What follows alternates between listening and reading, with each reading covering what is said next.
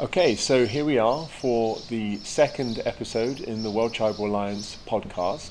We are very honored to receive the founder of the WTA, the spiritual master, philanthropist, and environmentalist, Sri Mohanji. Welcome, Mohanji. Thank you. Thank you so much. So I'd like to start today's interview by asking you, how did the World Tribal Alliance first come about? What was your initial inspiration? Many things, in fact. First and foremost, we as modern human beings have detached completely from the nature. We go to the nature for something, for a pleasure or for some kind of gratification, but not exactly to know nature or to feel nature or to be natural. That we don't do. So this is the fundamental, number one. Number two, in the name of science, we are trying to explore or experiment on nature, and the catastrophic effects of it are affecting all the people, the mankind as well as all the other kinds. This is the second reason. And third reason is that humankind needs an alternative a lifestyle, or it needs an alternative thought process, at least way of thinking. And the fourth aspect is that I have always loved the way the indigenous people lived in the forest with the nature, connected to the nature, not fighting with the nature. So that was very inspiring for me, and I always knew that one day we will have to get back to the nature, because we cannot be segregated and be sane.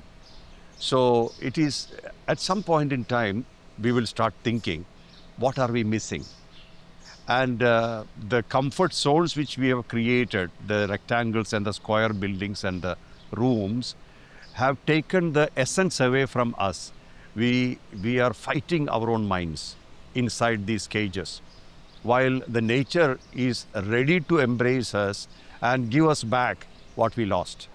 So all these put together. So then of course, it is the responsibility of all of us to respect every aspect of nature, not just forests, but every aspects of nature. See, I'm coming from a culture where respect was the main thing. We respected rivers and called them deities. We respected the mountains, Himalayas, etc. We respected all the trees and plants and animals and all creatures. Everything is associated with some deity. Because when we associate something with the divine, we preserve them, we respect them, we never fight them or kill them. So every deity has one or two animals or birds connected to them. That means those who worship the deity also preserves these animals and birds. And even if you take the Vedic astrology, every star has a tree associated with it, which is different. Every star has an animal, a bird, and also a saint connected to it. So we respect and preserve this. So 27 stars in the Vedic astrology. That means almost everybody who believe in that are born in one of these stars, under one of these stars. So that means the entire ecology is protected. So we had that culture. So I was thinking that the right thing to do now is to bring back the indigenous, original guardians or children of nature together, so that the entire world of nature, or the entire world, can be united again, along with its wisdom, which the nature abundantly gives us. Wisdom is never ever lost, but we fail to receive it. We fail to understand it. We fail to feel it. So this is exactly what we are now trying to cultivate through World Tribal Alliance, which of course you are ably leading. Uh, but I think this is the necessity of time, the need of the hour, because there is no tomorrow for this. Better late than never. It's now or never. So we have reached a stage where so many species are dead, ecosystem is affected, and there is a continuity in the ecosystem energetically, where everybody supports everybody and also respects everybody. And because something exists, the other thing exists in relation to it. So we are in a culture where everything has value. Nothing is absurd or can be avoided from the nature. Everything has its value. So we start understanding that, we start feeling that, and we start living that. That changes us, that keeps us healthy. And one other thing, the last part is the conscience. Conscience is our main, the center of our soul, or the expression of our soul, the energy inside us. So if we just keep our conscience healthy, we will be healthy, much more than body and mind. So what affects the conscience? Indifference affects the conscience. Anger, hatred, jealousy, revenge, selfishness, they all affect the conscience. And detachment from the nature affects the conscience. Indiscriminate destruction affects the conscience. So many things affect the conscience.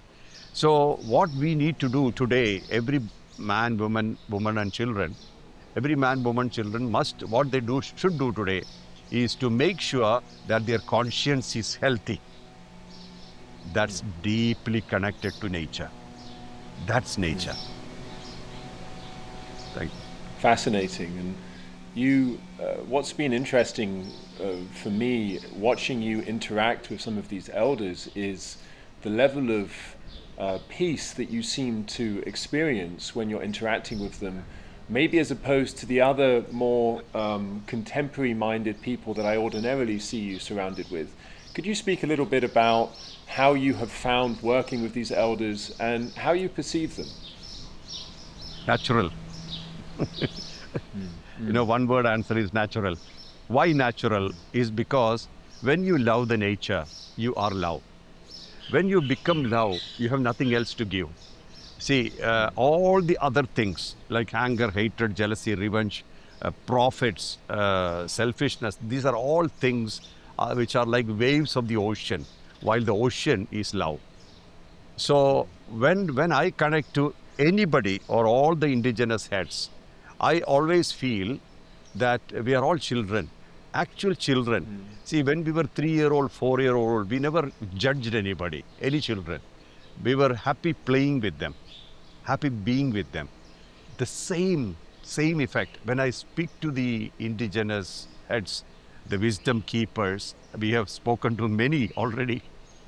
We have. It's a spontaneous connection which needs no language. Sometimes we don't speak the language, but the eye contact tells, hey, I know you, you are me. We are one. This is the point here. There is no separation. Children have no separation. We adults have separation because we are operating from our personality and ego. But when you look at the nature and the children of nature, we can't be separated. There's nothing to separate us from, because we are all children of one mother called Earth. And we are here only for some time, just a bit of time on Earth. It's like 30,000 days or 35,000 days. That's it. Then we go. So in this time, what are we contributing to the mother? How are we loving our mother, Mother Earth? And that pretty much is the same, whether it is in Alaska or Hawaii or New Zealand or Mexico or any place you take. The love for nature is the same for the children of the nature. Like mothers are same across the species. Children are same across the species. There are certain things which, however developed you are or however sophisticated you are, cannot be changed.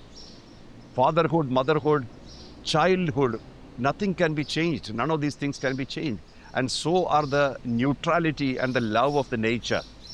The sun loves the entire creatures of the nature alike and gives it heat and light if you are able to receive it. Whether you receive it or not receive it, if you keep it or waste it, it keeps giving. Nature, neutral. Sun, neutral. A child is neutral. All the species are neutral. Plants and trees are neutral. They give to everybody. A flower blooms and gives fragrance, but it has no idea who this smell will reach, or which nose the smell will reach. And if it is wasted also, it doesn't matter. It will bloom anyway. So this particular equation is is uh, uh, is kind of the law of the nature. Means this you cannot change. And for us, when we meet each other, it is just a reunion of consciousness. We were all existing. We knew or did not know personally, did not meet personally, but at the end of the day, we are one. And that connection gives a relief, also inevitability, because we had to connect to keep the wisdom alive. Because the next generation and the generations to come, when they go virtual, they may miss it. We have to give it back to them. It's a responsibility more than rights. We talk about rights too much and responsibility much less. But it's time we spoke about responsibility. And one of that is being natural and take care of the nature. Keep the culture of connection with the nature, because tomorrow, the next generation, the coming generations will come and ask you, hey, where is it? What did you do with it? What did you do with it? So we have to keep it and we have to pass it on. Beautiful, beautiful. And it seems that there are some universal truths that exist within your tradition and then the tradition of each of the different elders that we are interviewing, irrespective of their geographical location. So they can be separated by oceans and mountains, but they seem to have these common truths. And one of them is this idea of Mother Earth. Now, we use that in common parlance. We talk about Mother Earth a lot, but perhaps you could touch more on the larger realities of the Mother, this being that people seem to refer to as Pachamama, Gaia, the Mother. From your experience, is there actually a kind of maybe an interdimensional being of which we're all a part, like an organism that one can interface with, that's called the Mother? Mm-hmm. Well, as I said, the unifying factor can be defined as love. But one of the reality or one of the truth of our existence, or the major truth of our existence, major truth of our existence is called life. And life connects us. And that connection called life is eternal. Life has no end. Birth has end, which is death. Life has no end. Now, when we talk about the motherhood, everybody loves their mothers. Every child needs mother. And motherhood is the nurturing aspect of life. So a mother nurtures the next generation. The continuity of species is supported by the mother, while for the father, it's providing and protecting.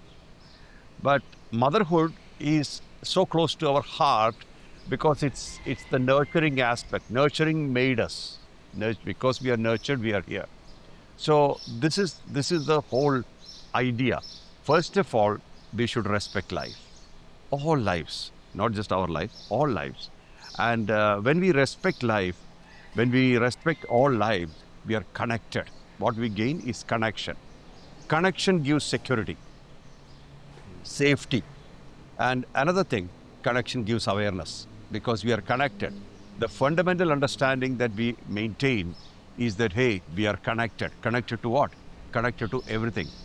That is one thing. One thing means it's energy. Energy is in everything. So we are connected to everything. But essentially, we are all one thing, which is the energy. Matter dissolves into energy. When energy is dissected or split, when matter is split, it becomes energy. And energy conglomerated becomes matter. This is scientifically proved. So we are indeed energy forms, walking and talking using matter. So when we look at all the beings of Earth, we see the same in all beings, and then we understand, hey, come on, we are all related.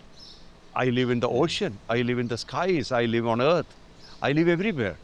And look at me, I have various faces, I have various characteristics, various colors and forms, but it's all me.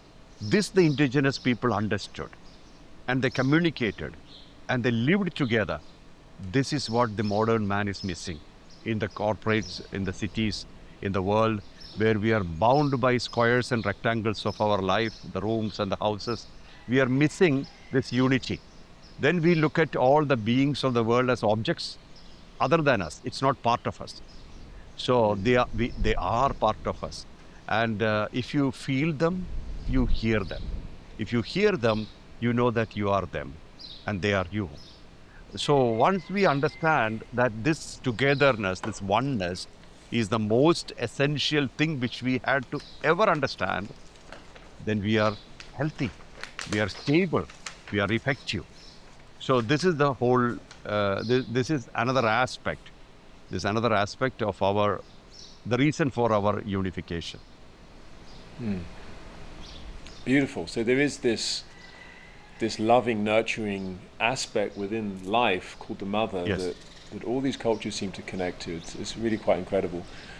There's something that one of the elements I want to discuss with you today is this Council of Elders. So what is your long-term vision for the World Tribal Alliance, for this council, and what is the need of the hour for that? Do you feel that today there is a lack of wisdom at the highest levels of decision making? What are the consequences of that? And how do you see this council filling any of those gaps, and what that might do for humanity, for the planet, for all the different life forms that you've mentioned so far? Quite a lot. In fact, all the wars, all the divisions, religious interventions, they're all connected to ignorance. What is the real is the energy connection, connection with the nature, connection with people, beings, all the aspects of creation, connection with all the elements like earth, water, air, fire. That's the truth. But we have somehow adopted things which are completely connected to sensory pleasures, mind, intellect, and ego, so that we missed the whole aspect that we could feel more. Through feeling, you can reach much higher levels of awareness. We forgot it. That's why this is essential now at this point in time. So all these people, the indigenous people who exist in various locations of the earth, they all were connected to earth and they had the wisdom of the earth. Much is lost, some is saved. What we have, we have. But if you look at the world today, you can see multiple layers of ignorance. One is caste, country, color, religion, language, divisions of various kinds. We can see that all these things are separating people, not uniting people. Caste, country, culture, color, religion, language, they all separate us. We have about 195 countries based on language, religion, ethnicity. But are we all divided? We will not be ever happy if we stay divided. First of all, we feel divided from the supreme consciousness, the pure brightness, because we feel separated from it, the God factor I'm talking about. We feel separated from it and we crave to be reconnected. That's the spiritual path of all kinds of people. Going back to the Father, the huge energy which sustains the entire universe. And we know it exists because we exist. Inside us, we have energy. Because we have energy, we have life. The energy in us is what we call life. When it leaves the body, we call it death.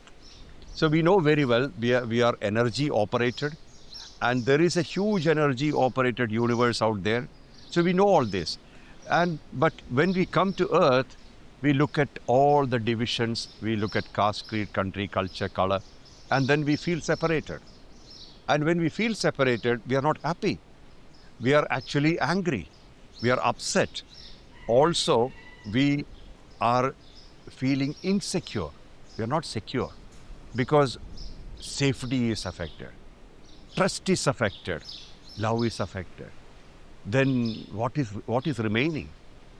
Just existence, only sensory pleasures, and today especially going virtual, unreal spaces, unreal realms, and we feel good.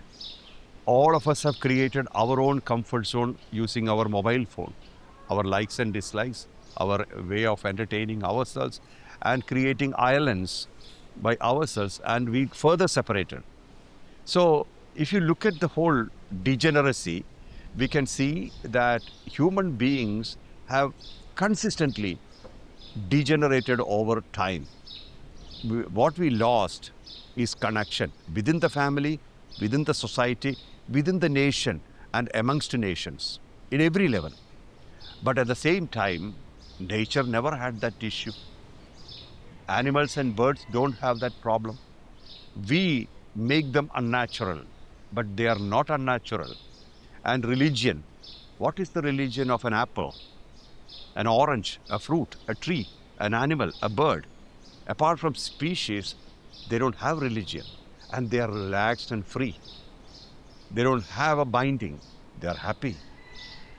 There is a method of living based on instinct. All of us have it. Animals have it, birds have it, we have it. Instinct. Hunger is an instinct. Thirst is an instinct. Love is an instinct, which gives us a lot of adrenaline, a lot of happiness. Sleep is an instinct. Sexuality is an instinct. If there is no sexuality as an instinct, there will be no species. Everything is inbuilt for all species. So, these things you cannot avoid. These things you have to accept. But how we behave in the world and in what capacity, this makes sense. This we have to check. So, we have a lot of unlearning to do today. Whatever we have learned has separated us. The more we learn, the more separated we become, and confused we become, greedy we become, helpless we become. But for children, 3-year-old, 4-year-old children, they don't have that problem until we put that on them. No birds and animals are doing any kind of injustice. Any kind. Even a predator doesn't eat unless it's really hungry. It will not eat for kill for pleasure, nor eat for pleasure. We do. They don't inject chemicals in their body and make themselves unnatural and vulnerable. We do. For the sake of speed, we have invented various gadgets which has actually affected our health. We lost our naturality. This is also our issue. So there are so many things. By getting back to nature, we can correct, to some extent at least. And nature has one medicine, most important medicine, and that's called love. Love is the most powerful and the most important medicine of the world. Unconditional. What we call love, conditionally, transactionally, that's not love. That's a pretension. But love originally has no conditions. I love you for nothing. I want nothing from you. If expectation comes in love, then it becomes a transaction. And that is not love anymore. Expectation makes love impure. No purity. For purity, you got to have no expectations, no selfishness. And this brightens you, makes you powerful.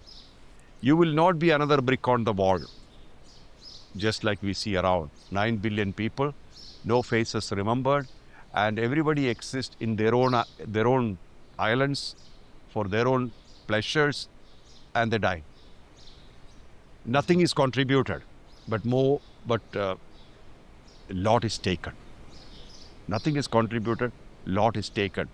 And when we take more and more from Earth, Earth becomes drier and drier. Species are affected, ecosystem is affected, in the water, on the shore, in the sky.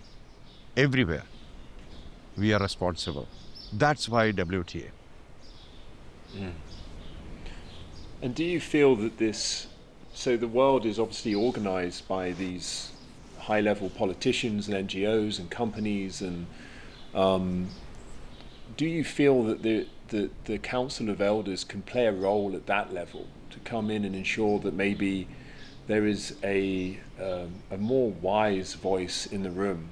I often use the example of King Arthur and Merlin. It seems like we've lost Merlin. We don't seem to have that voice that's outside of the self-interested political process. And do you see that these elders could play a real-time role at that level of decision-making, and how important is that given what you've just shared?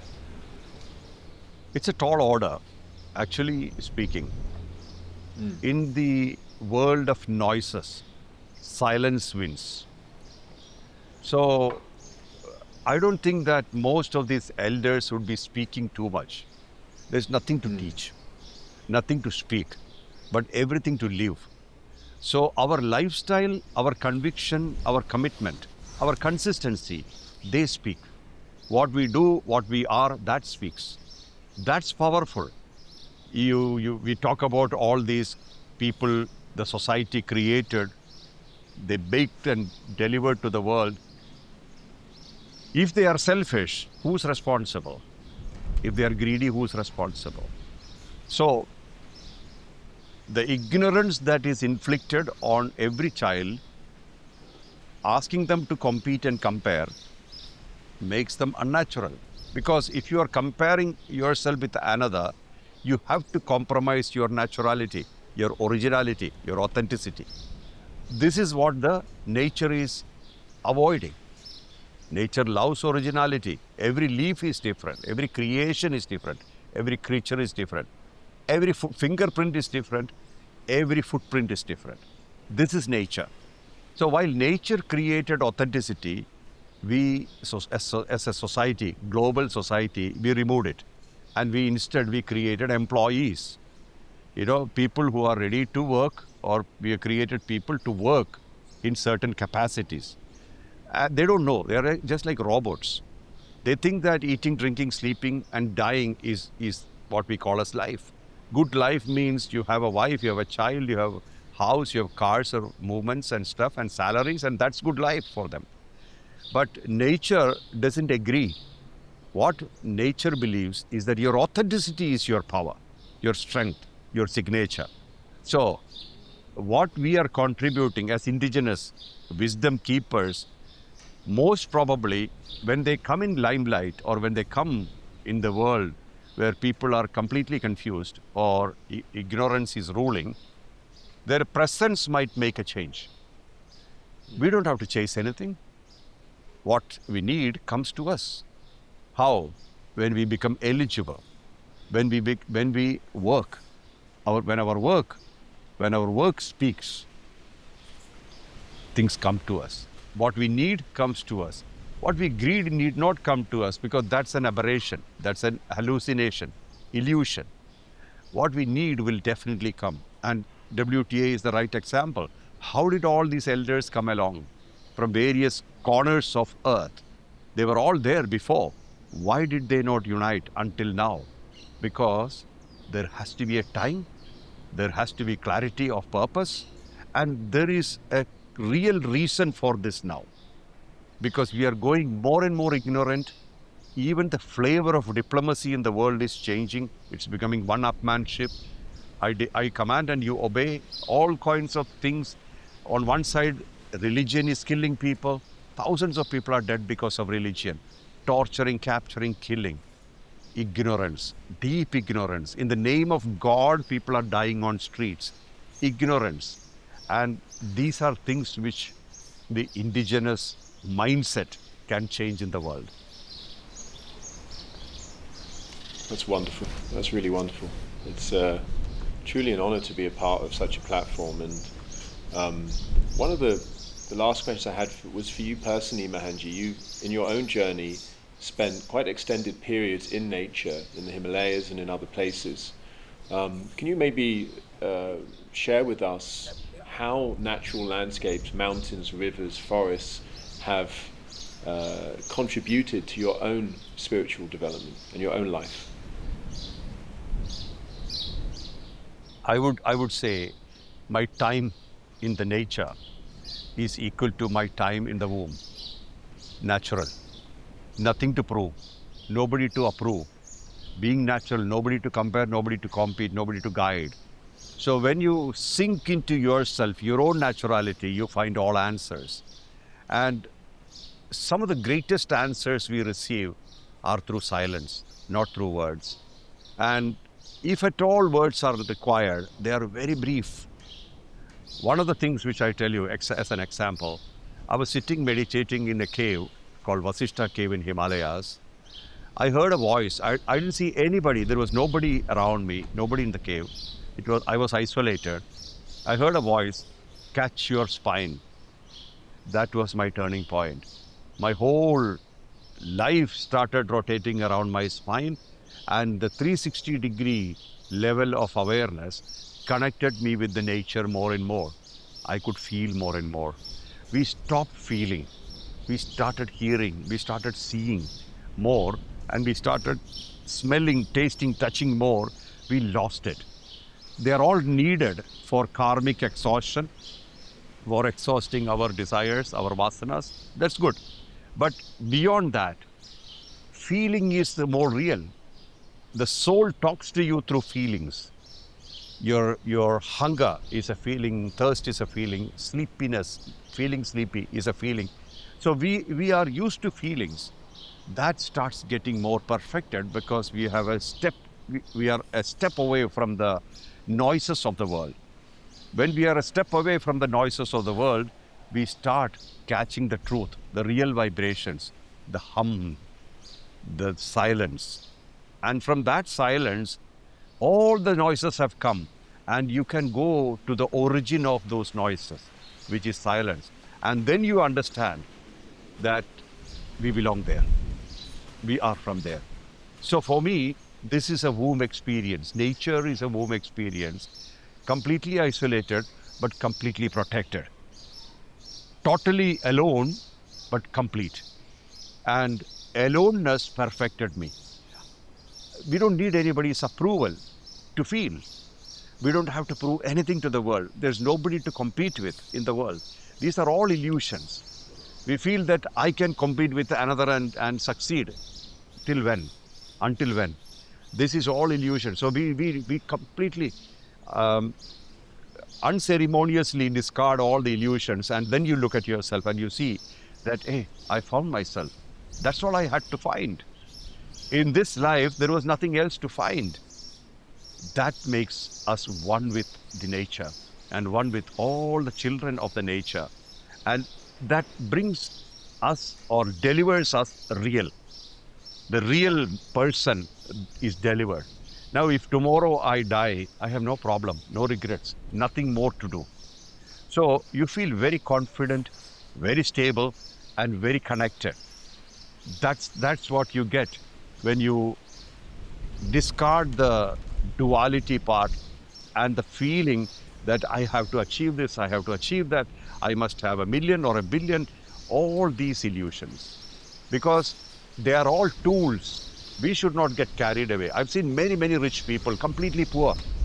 They will not even buy a meal or a drink to a person who's starving. What's the use of the money? So I always tell people, if you really want to be rich, you have to be fluent, you have to be flowing or spontaneous. See, you might have seen me, I go to temples or places of worship or places of power. I ask, I give food to more, I, I give food to people or beings more than I spend time in the places of worship, because It's that true, you makes me do. more happy. That makes me more happy. Because where is God sitting? It's the energy inside us. So how do you find God? Through us. It's energy inside us and energy outside. And the God factor is everywhere. If we cannot recognize it, if we cannot find it, then we found nothing. So in this life, we cannot waste. We should use this life very well. And I feel that WTA is coming up in a very, very big way in the future. I can see that happening, because it would be like a United Nations of all the indigenous people, giving them respect, understanding, acceptance, and leave them free. Leave them to be themselves. We are not trying to change them. We are not trying to convert them. This is essential, because Himalayas did not convert me. Himalayas just showed me myself as a mirror. This is why I love Himalayas, because it didn't interfere in my originality. Likewise, WTA will not interfere in any indigenous people's originality. We will not snatch anything from them. We don't need anything from them. But we keep them original, we keep them united, so that the world has an alternative. That's fantastic. What a fantastic vision. And then my wonderful, thank you for sharing that, Mohanji. My final question for you is about South Africa. So we're all very excited. From the 4th to the 10th of November, we will be embarking upon the Cape Peninsula. Can you share a bit about, looking forward, excellent. Share a bit about what you're most looking forward to down in South Africa, with the ceremonies and the elders that will be there, all of the exciting activities we have planned? What are you most looking forward to? In one sentence, if I think about that whole program, I'm excited to be in the energy field of all these people. It's not about activity. We often believe it's an activity which purifies us.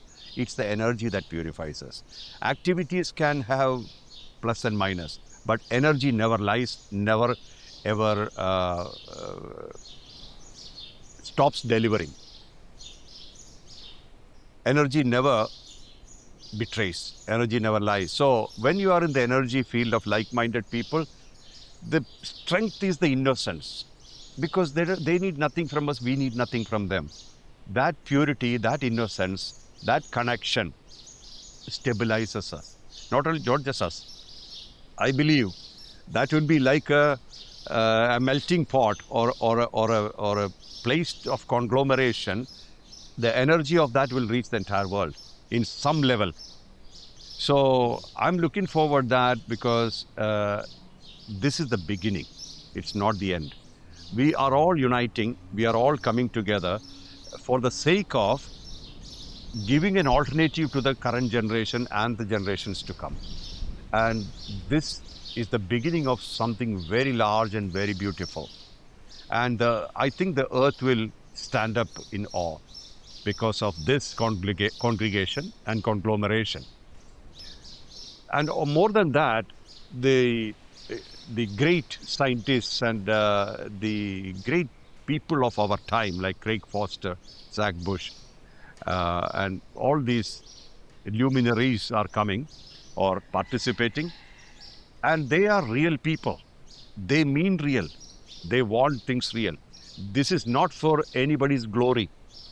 I wouldn't care less for my glory, nor are all these people caring about their glory.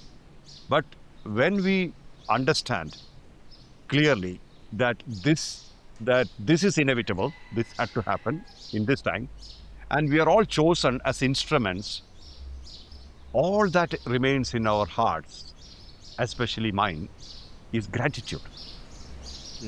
If we know, or when we know that we've been chosen for something so large and beautiful, life is done. This is what we are born for. All that remains is gratitude and gratefulness for being the chosen one. That's a big responsibility, but at the same time, a big relief that this is happening now. Because it's these kind of things develop as a craving inside. Hey, come on, get up, act, arise, awake, and keep moving, keep spreading. So we're bringing back nature to nature. We're bringing back the existence of nature to the living rooms, to the corporate boardrooms. We're bringing nature everywhere. We're bringing the sounds of the oceans and the trees and the plants and the animals and the birds to the mainstream life of the blind world, the corporate world, or the world of materials. We're bringing back nature into the marketplaces, in the concrete jungles, through our action, through the videos, the pictures, the messages. We are bringing it back. And I think we should all be very grateful that we've been chosen to do this. Better late than never. So this is probably a changing time. We know that it's a changing time because the world is pretty much moving towards a world war because of the discrepancies and differences and disagreements, which cannot be changed, because as long as ego is talking, there is no sensitivity possible. But here, we have sensitivity, and it's showing as this conference. Now, all these days we have had virtual conferences. We spoke on machines. We spoke through machines. But it all evolved into something much larger. People have woken up. Governments have woken up. Ministers who are supporting us, they have accepted that this is essential. This is not another way of talking about climate change. We're talking about nature. We're talking about enriching nature, empowering nature, climates do change for the positive. We are not talking about positive or negative of anything, any action, because we don't want to waste time on dissecting and analyzing do's and don'ts and pros and cons and stuff. But instead, when you enrich our mother, enrich the motherland, enrich the forests, automatically the world will have better vibrations, better climate, better people, and also better purpose.